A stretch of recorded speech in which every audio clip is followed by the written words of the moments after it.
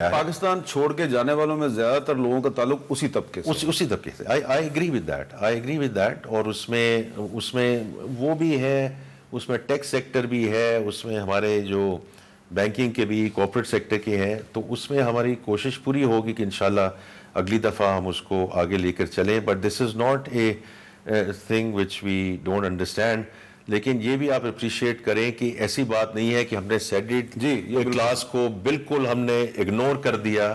تو میں نے صرف آپ کو بڑی کانکریٹ نمبر دیا ہے کہ 10 لاکھ جو سیلریڈ کلاس ہے ان کو ہم نے کہیں نہ کہیں ریلیف دینے کی ضرور کوشش کی. اچھا، اب سر ایک اس سے ہی کنیکٹڈ ایک سوال ہے. یقیناً یہ بات پاکستان کے لیے بڑی قابل فخر ہے کہ ہمارا جو فائنانس منسٹر ہے اس کو ورلڈ بینک نے کہا کہ بھئی آپ نے یہ جو ٹیکس ریفارمز کے حوالے سے پریزنٹیشن ہے یہ ایجپٹ کو بھی دیں اور بھی کنٹریز کو بھی دیں. مجھے پتہ چلا کہ وہ اور کو بھی دلوانا چاہتے تھے، لیکن آپ آلریڈی بہت زیادہ میٹنگز کر چکے تھے، 65 میٹنگ کر چکے تھے، پریزنٹیشنز بہت دے چکے تھے، تقریریں کر چکے تھے، آپ کے پاس ٹائم نہیں تھا. لیکن اب پاکستان میں ایک سوال بڑا کیا جا رہا ہے جی، اور وہ یہ کیا جا رہا ہے کہ جی ایک طرف ہم اکنامک ریفارمز کر رہے ہیں، لیکن دوسری طرف بہت بڑی بڑی ملٹی نیشنل کمپنیز پاکستان چھوڑ کے جا رہی ہیں. پچھلے دنوں پروکٹر اینڈ گیمبل نے اعلان کر دیا جی ہم جا رہے ہیں. ان سے پہلے مائکروسافٹ چلے گی، پھر ٹیلی نور چلی گئی. یہ ایک پورا آپ نے بھی دیکھا ہوگا، ایک پورا آرٹیکل ہے میرے پاس. جی یہ why are multinationals exiting Pakistan. ٹھیک. تو یہ فائزر بھی چلے گی، بائر بھی چلے گی، یہ کیوں جا رہی ہیں؟ اگر ہم نے حالات اچھے کر دیے ہیں پاکستان میں تو ملٹی نیشنل پاکستان چھوڑ کے کیوں جا رہی ہیں؟ ٹھیک. اب اس میں مجھے تھوڑا سا 2 منٹ دیں جی. کیونکہ حبیب بینک HBL جوائن کرنے سے پہلے 30 سال میں نے ملٹی نیشنل کمپنیوں کے لیے ہی کام کیا ہے. جی. Right from Citi and ABN AMRO and JP Morgan RBS etcetera. تو اب اس میں آپ کو اس کے 2-3 پہلو ہیں. ایک تو یہ ہے کہ یہ جو گلوبل کمپنیز ہوتی ہیں they at times make decisions on their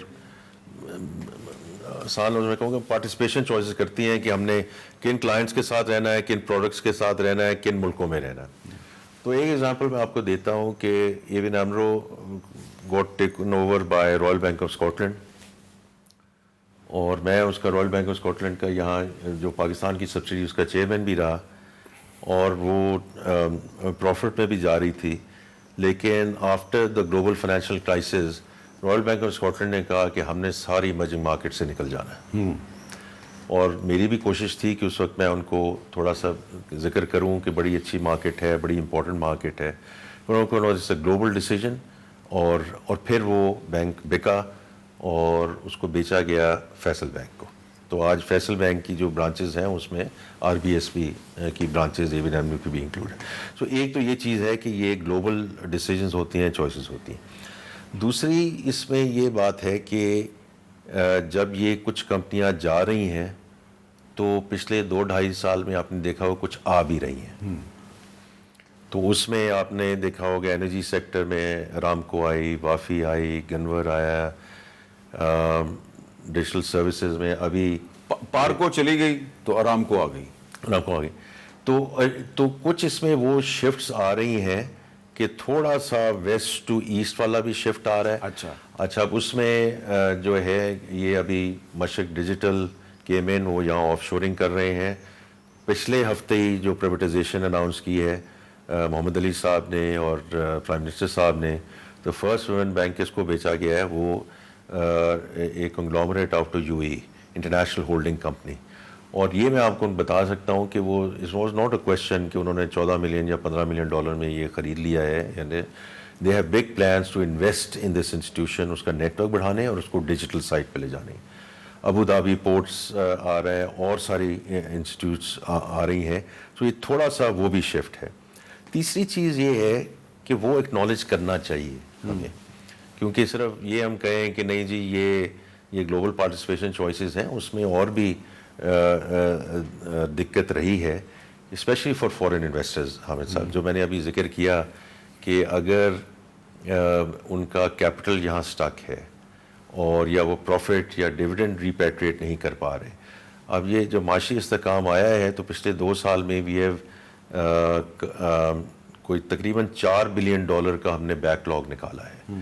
تو وہ بھی ایک فیکٹر رہتا ہے جس میں ہیڈ آفس والے جو ہیں وہ کہتے ہیں کہ یہ نو دس از ناٹ آن کہ اتنے سالوں سے ہماری جو پروفٹ اور ڈویڈنڈ ریپیٹ ہے. یہ this is the one factor which we certainly hope کہ یہ اللہ کرے ہمیں کبھی دہرانا نہ پڑے, بیکاز اس وقت ہم 2.5 منتھس امپورٹ کور 14.5 بلین پہ ہیں. اس سال فسکل سال کے آخر تک ہم انشاءاللہ 17 بلین پہ جانا چاہتے ہیں, وچ ول ٹیک اس ٹو 3 months آف امپورٹ کور. اور یہ حامد میر صاحب یہ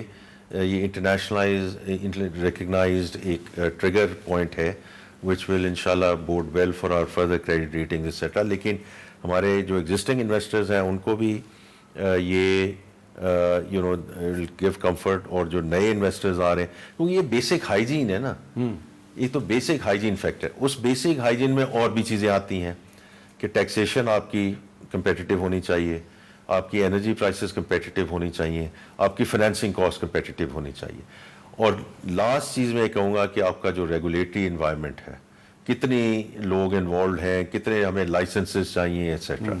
سو اب اس میں اگر ہم دیکھیں تو I think financing cost has moved in the right direction. Inflation نیچے آئی, اسے 22% سے 11% پہ آ گیا, اور یہ ہے مانیٹری پالیسی کمیٹی کا ڈیسیجن, پر اللہ کرے ہم سنگل ڈیجٹ میں چلے جائیں. So I think it's less of an issue now. Taxation کی میں نے بات کی ہے, اس کو ہمیں ان دا فرسٹ انسٹنس جو سپر ٹیکس والا جو سلسلہ ہے یہ تو بہت دیر سے چل رہا ہے, اور اس کو ہمیں نیچے لے کر آنا ہے اوور آل. کیونکہ اس کی وجہ سے بھی یہ جو بڑی کمپنیاں ہوتی ہیں, ان کے جو بڑے بڑے ان کے جو آفس بیئرز ہوتے ہیں, تو اس سپر ٹیکس کی وجہ سے وہ بھی اٹ گیٹس افیکٹڈ. بالکل صحیح بات ہے, بالکل صحیح بات ہے.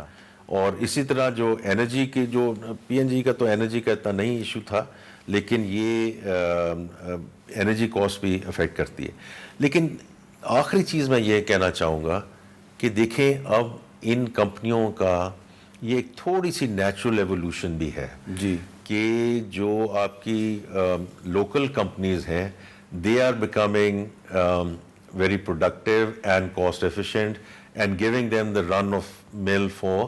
کیونکہ دیکھیں جو اب اسی طرح ہی آپ دیکھ لیں, بی وائی ڈی ابھی آیا ہے, ابھی میں نے اس کا ذکر نہیں کیا کہ جو فورن انویسٹرز آئے ہیں, اب آٹوز میں بی وائی ڈی آ گیا, چیری آ گئی, اور لیکن یاماہا چلی گئی.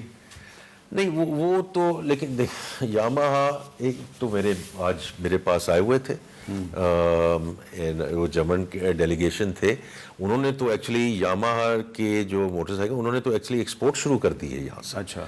اور جو ہماری جو سم آف دا آٹو انڈسٹری ہے انہوں نے یہاں سے ایکسپورٹ شروع کر دی ہے. تو یہ اب دیکھیں صاحب, ہم نے ہماری جو انڈسٹری ہے ہم نے اس کو اور انڈسٹریلائزیشن. تو آپ یہ کہہ رہے ہیں کہ کچھ یہ سارے ایک نمبر آف فیکٹرز اس لیے گئی ہیں کہ جو ہماری لوکل کمپنیز ہیں انہوں نے اچھا. یہ چوتھا فیکٹر ہے وچ ہیز بیکم ویری, ایک تو ان کی کوالٹی آف پروڈکشن. کیونکہ دیکھیں ہمیشہ ابھی یہ ہوتا تھا کہ جی وہ میڈ ان چائنا, آپ کو یاد ہے ایک دفعہ ہوتا تھا کہ جی میڈ ان چائنا ہے, وہ سستا تو ضرور ہے لیکن کوالٹی از ڈفرینٹ. تو اس لیے جس طرح ہمارے یہاں جو کمپنیز اور کنگلومریٹس اب سامنے آ رہے ہیں, they are actually becoming world class companies.